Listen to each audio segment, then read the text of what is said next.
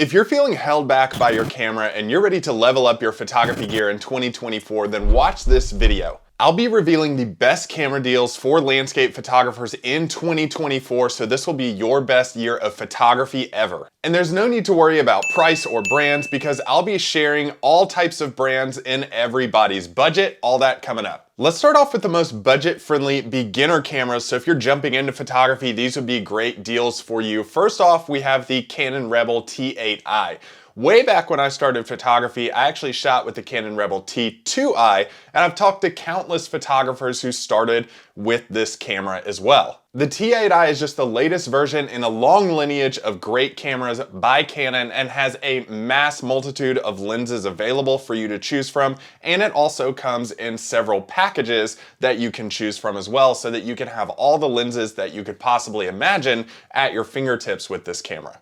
It's got a 24.1 megapixel sensor, making it an excellent choice for capturing those high quality landscape shots. And yes, even some of the photos in my own portfolio were shot with the predecessor to this camera. So the T8i is versatile, it's budget friendly, and it can give you anything you need when it comes to lenses. It's kind of a no-brainer if you're first starting out in photography. Now, if you want to go the Nikon route, the Z50 is a great option for you. And this is why. So many cameras are going mirrorless right now. This is probably the best budget-friendly mirrorless camera on the market. Mirrorless just means that they've removed the internal mirror in the camera so the image goes straight into the sensor. It reduces cost and it reduces size and weight on the camera. It's a no-brainer win-win. This camera has excellent image quality, impressive battery life, and those two are very beneficial to landscape photography because there's no telling when you're coming back to your hotel room, you need good battery life. Now, if you're sitting here wondering about prices to these cameras, I have a free downloadable camera guide for 2024 that's going to take you through more information about each one of these cameras that we're talking about.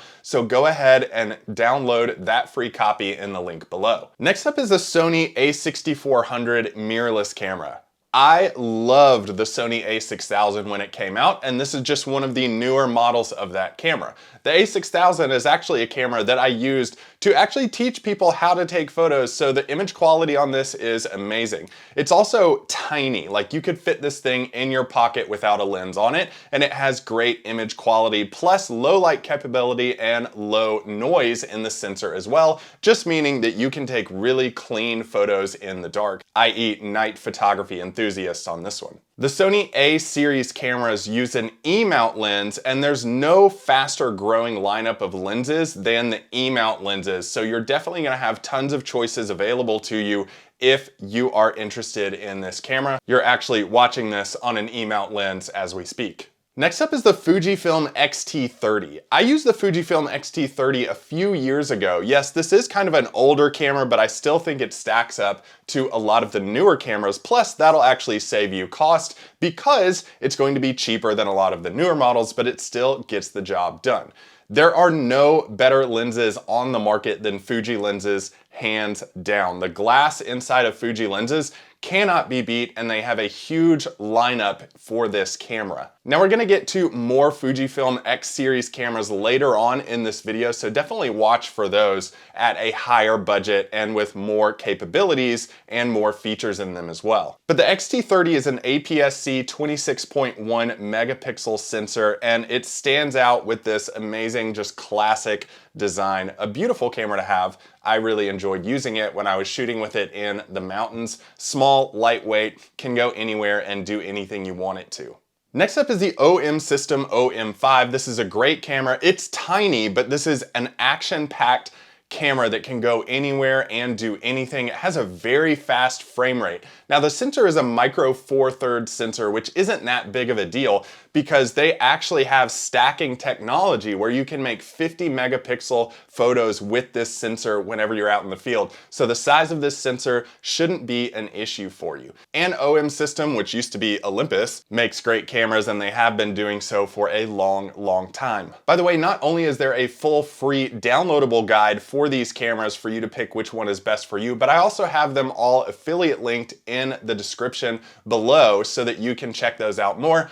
I'm not sponsored by any of these cameras, but the channel does get a little bit of a kickback based on those affiliate links just to help us out to make more helpful videos like this for you. Let's get to the big boys in the lineup. First, let's look at the Nikon Z72. This is the next chapter in the Z7 series, a mirrorless camera that came out and made waves in the landscape photography industry. A lot of people who are using Nikon D850s are actually moving over to the Nikon Z7 series, which is a great camera lineup. It's a full frame mirrorless camera that's perfect for landscape photography, and it has a 45.7 megapixel sensor. It excels in capturing intricate details and vivid colors in the landscape. A fantastic camera to use for a trusted brand that's been around for a long time. I think one of the most interesting cameras on this list is the Canon EOS R5. Now, it's been out for a while, but ever since I held one while I was teaching a workshop a couple years ago, it was like magic in my hands. It felt so good. I love the R5 lenses that are with this camera. They make such good photos and they feel great, and they're more compact and lightweight than some of the older models,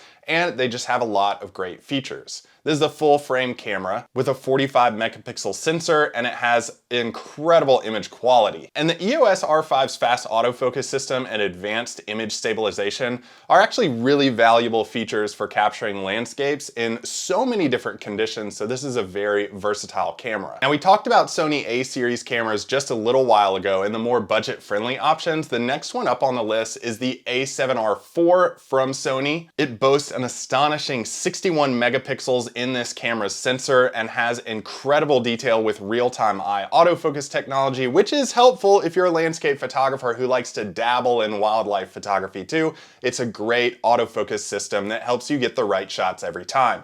The compact design of this camera makes it a great option for hikers because it's small, it's lightweight, and by the way, I did mention that E-mount lens lineup that is very impressive for any landscape photographer. Now, I am slightly biased to this camera because I'm actually using the Sony A7R II as my main camera, but this is just the latest and newest model. I would also recommend the A7R II. If you want to save some money and not buy the newest model, you can actually save money and buy the A7R II. That has a lot of the same features, and the megapixel and image quality is pretty much the same. Next up is the Fujifilm GX100S camera. This is a medium format camera, which means it's bigger than a mirrorless camera. Like, it's really big, it's massive. Now, this camera offers an impressive 102 megapixel sensor, and the larger sensor size results in extraordinary image quality and detail. While this is bulkier, it's a great option for landscape photographers because of the image quality. If you're into creating massive prints, I would definitely highly recommend this camera because of the image quality and the sensor size and the file size that it creates. Now, I will throw this in real quick. If you want to save money and not get the GX100S and get really good image quality from a great Fujifilm camera too, definitely check out the Fujifilm XT5. It didn't make this list, but I did do a full review of this camera in this card showing up on your screen right now, and it's amazing. Again, if you want to read more about these cameras, get that full buying guide that's a free download below. Can't wait to see you in the next video.